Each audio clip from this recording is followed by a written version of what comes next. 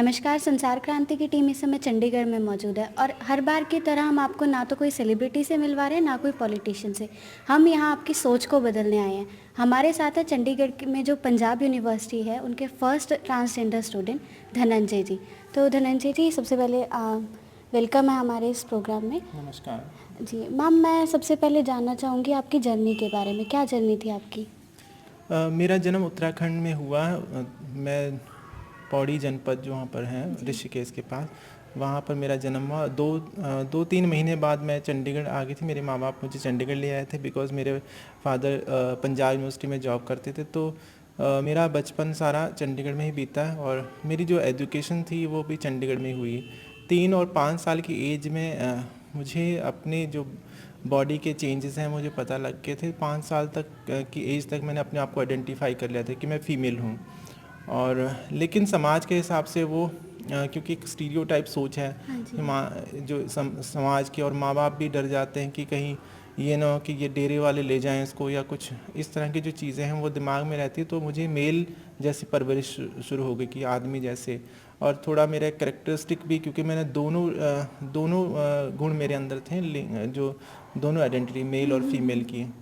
तो 5-6 साल की एज में मैंने अपने आप को आइडेंटिफाई कर लिया था मैं फ़ीमेल हूँ। 6 साल की एज में मुझे स्कूल में एडमिट किया गया। तो स्कूल में जब जैसे ही मेरी एडमिशन हुई तो तब मैं बहुत ज़्यादा कंफ्यूज हो गई कि यहाँ पर टॉयलेट 2 हैं, मेल और फीमेल का, तो मुझे कौन से टॉयलेट में जाना है, मेल में जाऊँ या फीमेल में आऊँ।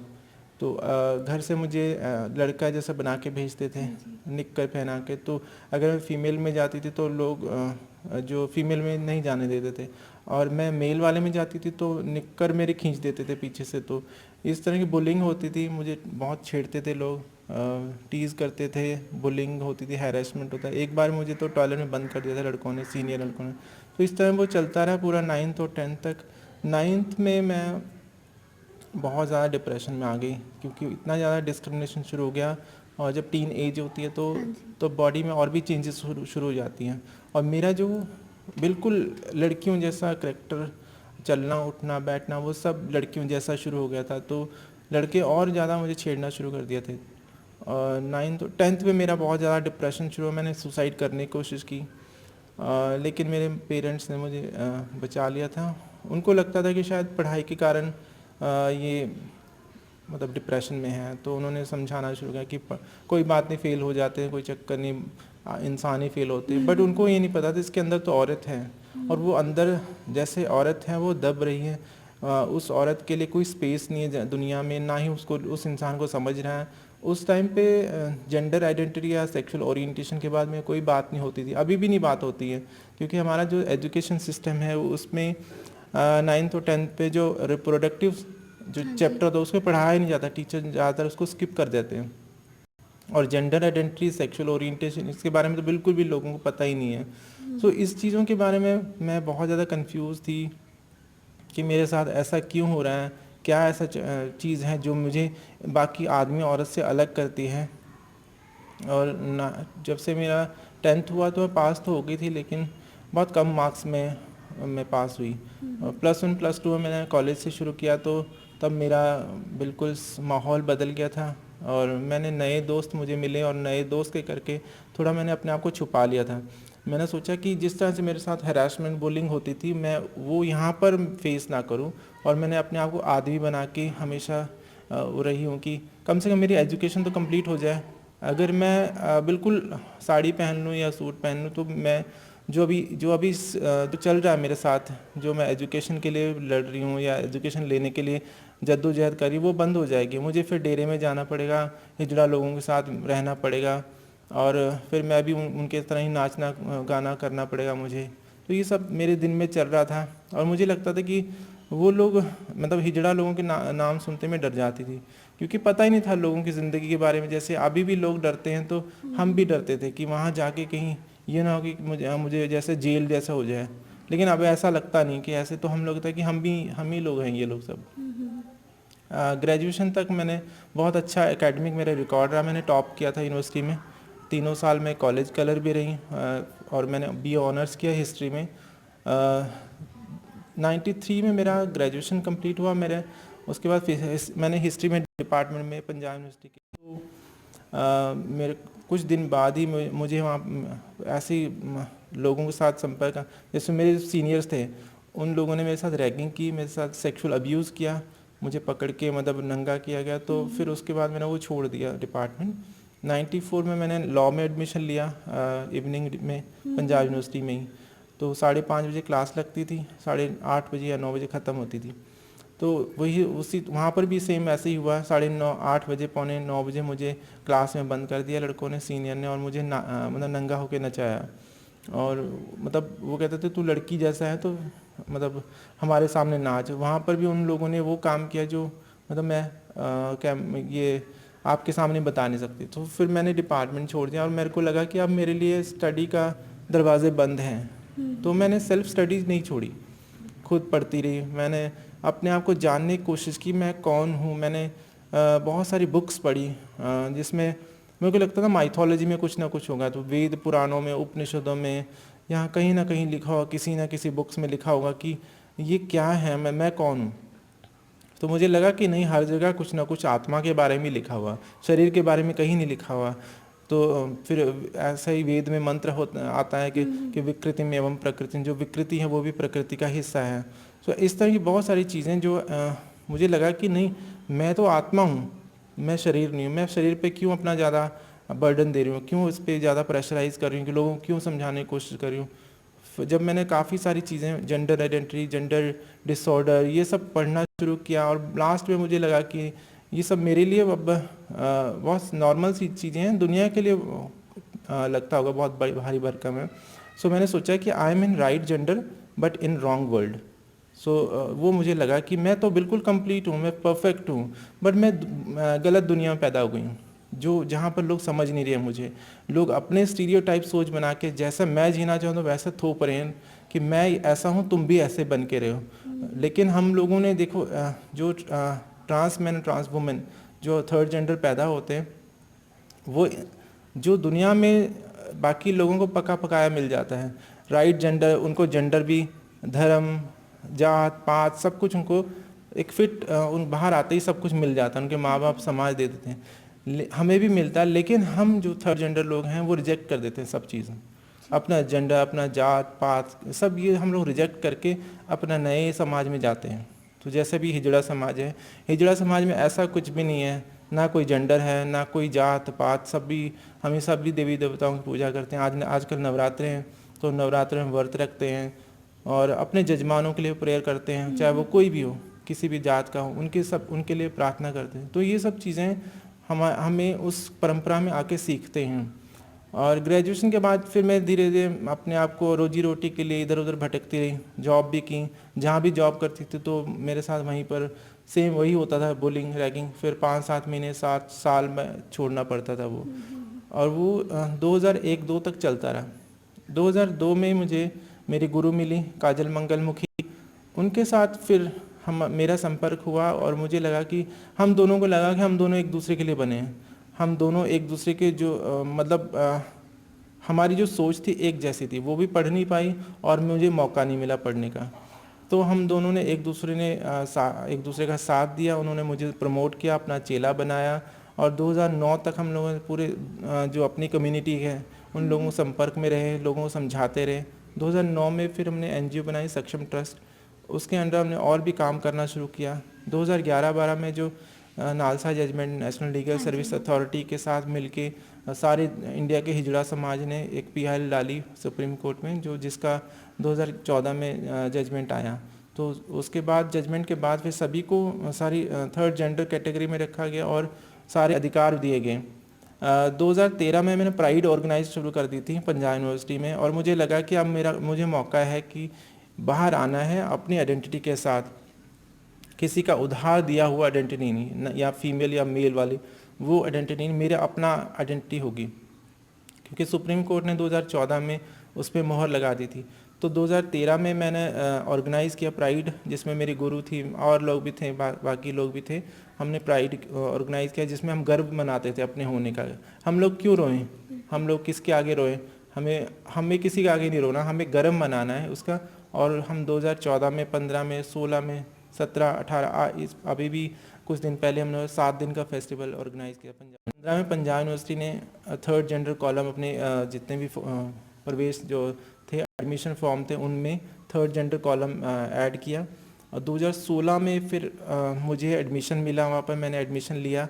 और उस एडमिशन के बाद जब पहला जो कदम था मेरा वो था कि वही जो 6 साल की एज में मुझे कन्फ्यूज़न हुआ था कि वॉशरूम में कौन सा यूज़ करूँ, टॉयलेट।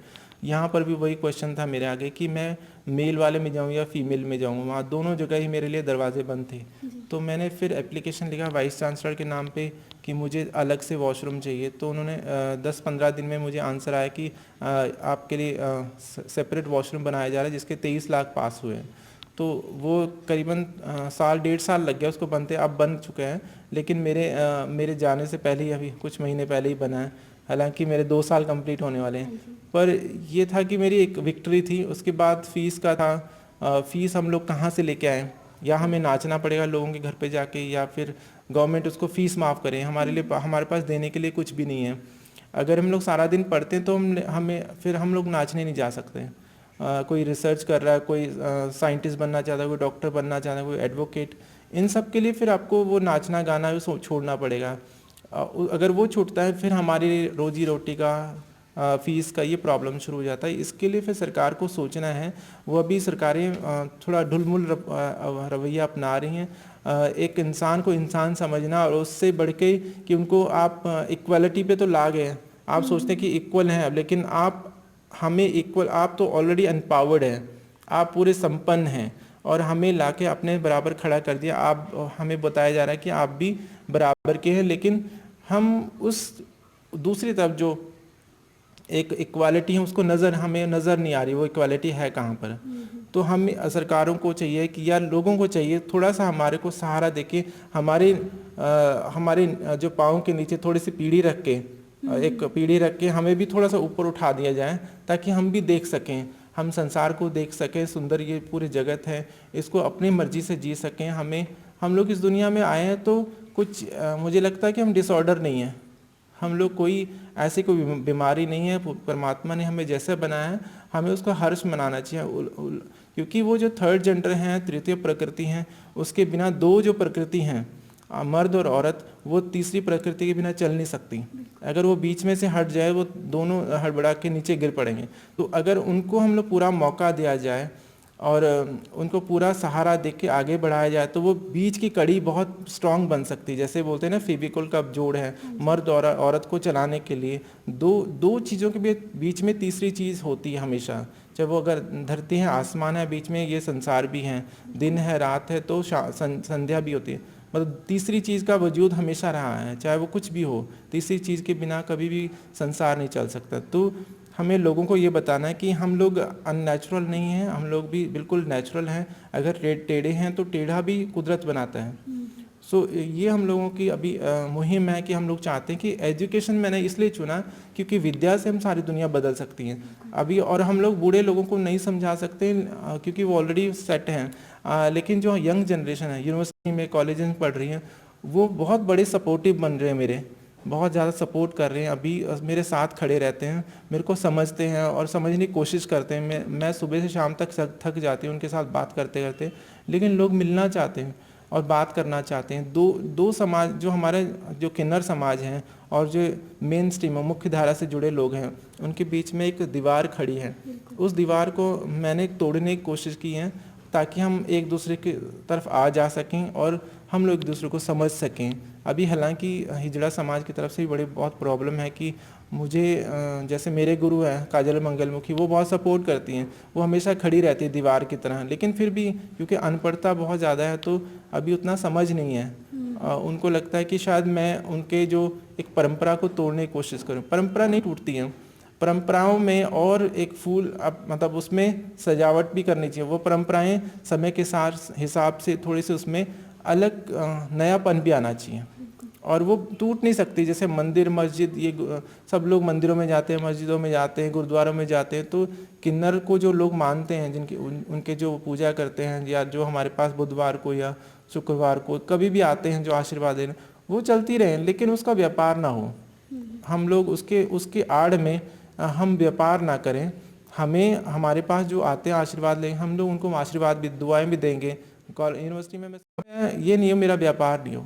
अगर कोई मेरे से चाहता है कि मैं उसके सिर पे हाथ रख दूँ तो मेरा फ़र्ज बनता है। सो ये सब चीज़ें अब मैं इस यूनिवर्सिटी के माध्यम से सारी दुनिया को बदलना चाहती हूँ। कुछ दिन पहले ही मुझे जस्टिन ट्रूडो जो कनाडा के प्राइम मिनिस्टर थे, उन्होंने डिनर पे बुलाया था।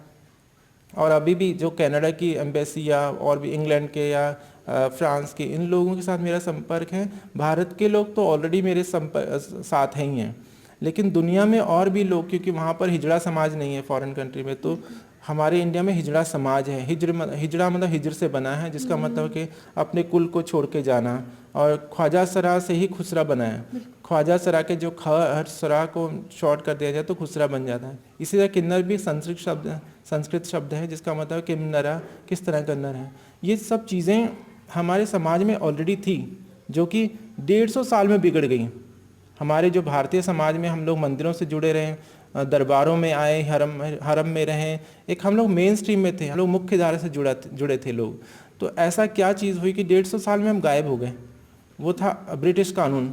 1860 के बाद जो कानून बने हैं उसमें एंटी ट्राइबल लॉ था, वो बना। उसके कारण सारे हिजड़ा समाज के लोग क्रिमिनल बन गए थे, तो उनको जेलों में भरा जा रहा था। तो हम लोगों ने क्या किया, अपना समाज बिल्कुल बाकी दुनिया से अलग कर दिया, एक बिल्कुल बहुत बड़ी दीवार खड़ी कर दी, ताकि वहाँ के लोग जान ही ना पाए हमें। और आज जो चीज़ें बदल रही हैं, सारी दुनिया बदल रही है, एक ग्लोबल विलेज बन रहा है। हम लोगों को बाहर आना पड़ेगा। डिजिटल इंडिया है, उसमें सभी लोगों को आधार कार्ड से, ये सब चीज़ें हैं जो चल रही हैं आजकल, आपको पता ही। तो उससे भी जुड़ने के लिए हमें बाहर आना पड़ेगा, और एजुकेशन के साथ हम लोग जुड़ेंगे तो सारी दुनिया बदल जाएगी। हम पढ़े लिखे हैं तो हमें जॉब मिलेगी, नौकरी करेंगे, हम बराबर के साथ में बैठेंगे। हमने अपने बॉडी के पार्ट से जॉब तो करनी नहीं है, अरे दिमाग से करनी है, आँखों से देखना है, हाथों से काम करना है। तो वो हम आर्मी में जाएं या किसी भी जगह जाएं, डॉक्टर की पढ़ाई करेगा तो डॉक्टर बनेगा। तो ये सब चीज़ें हमें दुनिया को बता रहे हैं कि हम अलग नहीं हैं। हम लोग अगर हमें आप मौका देंगे तो हम निस्वार्थ सेवा करेंगे, अपने माँ बाप के साथ रहेंगे, हमें घर से ना निकाला जाए, माँ बाप के साथ रहें हम लोग। तो हम लोग माँ बाप के साथ रहेंगे तो कभी उनको छोड़ेंगे नहीं। इस दौरान मैं जानना चाहूँगी आपकी फैमिली से गैप कब आया इस पीरियड में? जब मैं बिल्कुल ओपन हो गई सन 2001-2 के बाद, तो फिर मुझे लगा कि अब तो अपनी आइडेंटिटी के साथ जीना है। और उस आइडेंटिटी में, क्योंकि समाज में क्या है कि वो सोचते हैं कि मर्द औरत तो बच्चे पैदा कर रहे हैं, इनसे तो बच्चे पैदा नहीं होंगे, या होते हैं तो इनके बच्चे कोई काम के नहीं होते। फिर फैमिली को लगता है कि फैमिली एक्चुअली क्या होगा, शेम बेस्ड कल्चर में जी रही होती है। हमारे इंडिया का जो कल्चर है वो शेम बेस्ड कल्चर है, और पाश्चात्य जगत सिन बेस्ड है, पाप मानता है हर चीज़ को। यहाँ पर शेम मानता, शर्म, भाई 4 लोग क्या बोलेंगे। तो 4 लोगों के कारण ही हम अपने बच्चों को घर से नहीं निकलने देते हैं, अपने बच्चों को हर चीज़ पे टोका टोकी करते हैं कि तुम्हारी वो पड़ोस के लोग क्या बोलेंगे। अपना बेटे या बेटी को अगर वो 8 बजे के बाद आ रहे हैं, लेट आ रहे हैं, तो ये नहीं बोलेंगे तुम कहाँ थी, मतलब कोई प्रॉब्लम तो नहीं थी। बस ये सोचते हैं कि ये लोग बाहर गए तो 4 लोग क्या बोलेंगे। तो उन 4 लोगों के कारण हमें तो घर से निकाल दिया जाता है, कि उनकी मर्दानगी पर क्वेश्चन मार्क लग जाता है कि एक हिजड़ा पैदा किया तुमने। सो वो माँ बाप तो चाहते घर में रखें, लेकिन उनको समाज नहीं जीने देता। समाज के लोग बहुत प्रॉब्लम करते हैं, और समाज को हमेशा दूसरों की घर में झांकने का बहुत अच्छा उनको लगता है कि दूसरों के घर में क्या चल रहा है। तो इनके कारण फिर मुझे घर से निकलना पड़ा, और अपनी आइडेंटिटी के साथ जीना। मुझे वो लगता था कि मेरे अंदर जो औरत है उसका ज़्यादा हक बनता है, रादर देन मेरा बॉडी तो 20-25 साल 30 साल और है, उसके बाद ये ख़त्म हो जाएगी, लेकिन मेरी आत्मा तो अमर है। वो आत्मा को जीना है, उस आत्मा के साथ मुझे जीना है। और वो जो इंसान आत्मा के साथ जीता है ना, वो प्योर सोल होते हैं। वो आत्मा के साथ जीने वाला कभी गलत काम नहीं करता। उसको पता होता है कि मैं कौन हूँ। I am not body, I am soul. मैं एक आत्मा हूँ, और मैं इस सबको एक जैसे समझ रही हूँ, सारी दुनिया को। आप सब लोग मेरे जैसे ही हैं, तो इसमें फिर गलत काम नहीं होते हैं अगर हम अपनी आत्मा के साथ जी रहे हैं। तो उसके बाद फिर संपर्क कम होता गया, लेकिन धीरे धीरे अब बढ़ रहा है, क्योंकि उनको लगता है कि अब ये काफ़ी इसका नाम हो गया है, जिसके कारण लोग इसको साथ में हैं और हम पीछे हैं।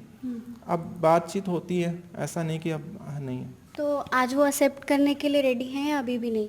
नहीं, एक्सेप्ट तो मेरे को कर चुके हैं, लेकिन उनको फिर भी अभी समाज का डर लगा रहता है कि उनकी शादियां ना रुक जाएं, उनके आगे बहन भाई ये सब लोग हैं, उनके उनके बच्चों की शादियां ना रुक जाएं कि तुम्हारे घर में तो हिजड़ा है, और हमारे घर में अगर इस तरह के बच्चे इनके इसके साथ के भाई बहन आएंगे तो ये भी हिजड़ा ना पैदा हों। तो ये सब चीज़ें बहुत मतलब अजीब सी लगती है मेरे को। मतलब 21वीं सदी में होने के बावजूद भी हम लोग ऐसे पीछे दकियानुसी विचारों अंधविश्वासों में जी रहे हैं कि हम लोग ये समाज जिसका कोई मतलब उसका सिर पैर नहीं है। जिन बातों का जो तृतीय प्रकृति हैं, थर्ड जेंडर पैदा होते हैं कुछ खास रीज़न के कारण। तो अभी आपने बात की कि आपने कनाडा गवर्नमेंट से हेल्प की, डिनर के दौरान आपने अपनी काफ़ी सारी बातें रखी, तो उन्होंने आपकी ऑलमोस्ट सारी हेल्प की। तो आपने उन कनाडा गवर्नमेंट की हेल्प ली, इंडिया गवर्नमेंट हमारे नरेंद्र मोदी की हेल्प क्यों नहीं ली?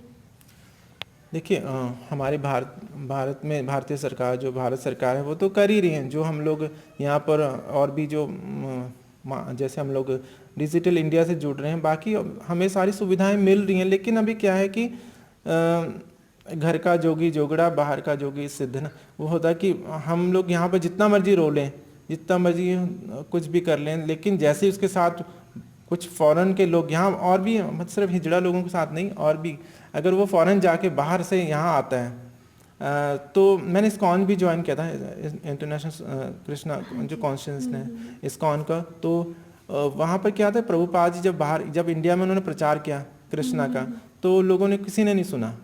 जैसे वो अमेरिका में गए और पूरे दुनिया में इस्कॉन का जो झंडा बुलंद हुआ, तो जब वो बाहर से इंडिया आए तो सभी ने उनको मतलब हाथों हाथ लिया। तो ये होता है कि कुछ ना कुछ हमारी, ये तो सिर्फ सोच है, माइंडसेट है। वो प्रभुपाद जी वैसे पहले भी थे, अब बाद में भी ऐसे ही रहे, मैं वैसे ही अभी भी हूँ, बाद में भी ऐसे ही रहूँगी। सिर्फ ये होता है कि हम लोगों के माइंडसेट इतने मतलब पुअर हैं, इतना गरीब लोग हमारे दिमागी तरीके से इतना कम सोचते हैं कि एक इंसान को इंसान नहीं समझा जाता है। वो चिल्ला रहा होता है, रो रहा होता है, उसकी जो शिक्षक है वो तब तक सुनाई। जैसे आप मीडिया है, मैं रो रही हूँ कोई नहीं सुनाई, मीडिया के बाद जाती है, बाद मीडिया आगे 10 लोगों को बताते हैं तो उससे और लोग सुनते हैं। तो फॉरेन के जो एजेंसीज हैं या फॉरेन गवर्नमेंट हैं, उनसे और ह्यूमन राइट्स वो प्रमोट करते हैं, और सरकार को भी लगता है कि नहीं ये बाहर चले जाएगी बात ऐसे, तो उनको मदद करना शुरू कर देते हैं। तो ये रीज़न है। तो आपको काफ़ी सारी जो हमारी सोसाइटी है वहाँ आप डेली रूटीन में ट्रैवल करते हैं, कॉलेज जाते हैं, यूनिवर्सिटी जाते हैं, तो आपको कोई ना कोई प्रॉब्लम ज़रूर फेस करनी पड़ती होगी डेली बेसिस पे, या तो लड़कों की तरफ से या लड़कियों की तरफ से। ऐसा कोई इंसिडेंस आप हमारे साथ शेयर करेंगे? हाँ, पहले मैं बस में जाती थी तो बस में बड़ी प्रॉब्लम होती थी, धक्का मुक्की, जानबूझ के लड़के धक्का करते थे। तो फिर मैंने बस में जाना छोड़ दिया क्योंकि वो अननेसेसरी मुझे टच करने की कोशिश करते थे। तो फिर बस में जाना छोड़ के फिर मैंने एक्टिवा लिया, तो एक्टिवा में जाती हूँ। स्टूडेंट्स का शुरू से मैं बहुत ज़्यादा नेगेटिव मेरे ऊपर रहा कि वो लोग साथ में नहीं बैठते थे, और लेकिन मैंने अपनी हिम्मत नहीं हारी, और मैं खड़ी रही दृढ़ता से कि मुझे पता था कि आज नहीं तो कल नहीं परसों ये लोग मेरे साथ ही जुड़ेंगे। और मेरी दृढ़ता के कारण जो मैंने अपने सेट की एग्जांपल्स, वहाँ पर जो पूरी 150 साल की यूनिवर्सिटी थी उसमें मैंने बहुत सारे रिफॉर्म्स किए हैं, और लोगों को सोच बदलने मजबूर किया उनको कि नहीं, ऐसा जैसा आप सोच रहे हैं वैसा नहीं है। आप हमारे कपड़ों के अंदर झांकने की कोशिश नहीं करो, हमें हमारे शरीर के अंदर क्या जो आत्मा है उसको जानने की कोशिश करो कि हम भी इंसान हैं, आपके जैसे ही हैं। आप मेरे शरीर में क्या है इसका कोई फ़र्क नहीं पड़ता। हमें बस ये सोचना है कि हम सब बराबर हैं, सभी को मौका मिला। अगर आप चाहते हैं कि हम बधाई मांगना बंद कर दें तो हमें पढ़ने का मौका मिलना चाहिए। तो ये सब चीज़ें चलती रही। आज सभी लोग मेरी दृढ़ता के कारण मैं साथ में खड़ी रही, तो अब मेरे साथ सभी लोग हैं। जी, अगर आज हम समाज की बात करें तो ये ज़रूर चाहते हैं कि हमारे घर अगर शादी हुई है या फिर बच्चा हुआ है तो हमारे घर ज़रूर आएँ, पर वो एक बीच में दीवार रखना चाहते हैं कि ये लोग रहें अलग। तो इसके पीछे आप क्या मानते हैं? यहाँ पर भी वही पुरानी सोच है कि पहले तो मैंने कहा कि हिस्टोरिकली आप देखें तो समाज का मुख्य हिस्सा थे। पॉलिसी मेकिंग में किन्नर लोग थे। शिखंडी का आप पढ़ोगे महाभारत में, या मोहिनी रूप भगवान कृष्ण का था। तो ऐसा कुछ नहीं था कि कोई इंसान अगर अलग तरह से है तो उसको बाहर दरकिनार नहीं किया जाता। जो 150 साल का जो हिस्ट्री है इसमें बहुत सारे अंधविश्वास भी जुड़े हैं। और हालांकि जो लोग विश्वास करते हैं, जो चाहते हैं, वो जो मानते हैं कि इनके आशीर्वाद से हमारे घरों में सुख शांति आती है, या उनके घर में बच्चे होते हैं, या उनकी शादी संपन्न होते हैं, तो हम लोगों को बुरा नहीं लगता है। ऐसा कुछ नहीं है कि मतलब जिसकी जैसी भावना, वो जो जैसे हमें देखता है उसको उस तरह से मैं फिर वही कहूँगी कि हम इसको व्यापार ना बनाएं। अगर हम इस परंपराओं को जीवित रखना चाहते हैं, हम इन परंपराओं को आगे लेके जाना चाहते हैं, तो हमें इसको शुद्धता के साथ, जो शास्त्रों के साथ, भगवान के जो हम लोग रिप्रेजेंटेटिव हैं, उसको हम रिप्रेजेंटेटिव बने रहने चाहिए। जैसे एक राष्ट्रपति का जो रिप्रेजेंटेटिव गवर्नर होता है, और समाज को चलाने के लिए उसके जो राज्य सरकार होती हैं, तो गवर्नर का काम होता है उसको मॉनिटरिंग करना। तो हमें लगता है कि हमें समाज में मॉनिटरिंग करना चाहिए कि जैसे भगवान के रिप्रेजेंटेटिव हम हैं, हम समाज में जो दो लोग हैं, औरत और मर्द हैं, उनको मॉनिटरिंग करना है कि वो सही से काम कर रहे हैं कि नहीं कर रहे हैं। तो मेरा मानना ऐसा है कि भगवान ने हमें सिर्फ इसलिए बनाया है कि हम लोग इनको मॉनिटरिंग करें और साथ में इनके साथ में रहें और इनके बराबर रहें। जी। तो आप अपना और आगे ट्रांसजेंडर्स का फ्यूचर कहाँ तक देखते हैं? अभी देखो, मैं पहले ही बोलती थी कि देखो, हमें सिर्फ मौका दीजिए। हमें तो आपकी सिंपैथी नहीं चाहिए, हमें बेचारा ये सब कहलाने का हक कुछ भी वो हम लोग नहीं चाहते हमें कोई बेचारा बोले। हमें बस एक्सेप्टेंस चाहिए। हमें बस आप एक बारी मौका दीजिए, हम आपको दिखा देंगे कि हम क्या कर सकते हैं। हम लोग डिप्टी कमिश्नर भी बन सकते हैं, हम IAS ऑफिसर भी बन सकते हैं, सब कुछ बन सकते हैं, पुलिस ऑफिसर भी बन सकते हैं। We are super women. हम लोग सब कुछ कर सकते हैं। इस दुनिया में ऐसा कोई काम नहीं जो हम लोग नहीं कर सकते हैं। सो बस मौका दीजिए, उसके बाद देखिए हम लोग, जैसे मुझे मौका दिया तो मैं पूरे यूनिवर्सिटी को बदल दिया। ऐसे बहुत सारे लोग और ट्रांस लोग हैं जो बहुत मल्टी टैलेंटेड हैं, जिनके अंदर विलक्षणता है, बहुत ज़्यादा उनके अंदर खूबियाँ भरी हुई हैं, बस वो मौका नहीं मिला जाता उनको। बस यही बोला है तुम नाचने के लिए पैदा हुए हैं या भीख मांगने के लिए पैदा हुए हैं। सो अभी तो मेरे को लगता है कि आने वाले टाइम में, जैसे हम लोग 5-6 स्टूडेंट्स हैं, MA कर रहे हैं सभी लोग, मैं उनको बोली IAS की तैयारियां करो ताकि हम लोग पॉलिसी मेकिंग में जाएं। और मेरा ड्रीम है कि एक ट्रांसजेंडर वो DC बन के आए चंडीगढ़ का। Thank you so much. तो कहीं ना कहीं धनंजय चौहान जी का कहना ये है कि हमें समाज की परिभाषा बदलने की बहुत ज़्यादा ज़रूरत है। संसार क्रांति के लिए चंडीगढ़ से मैं स्वीटी शर्मा।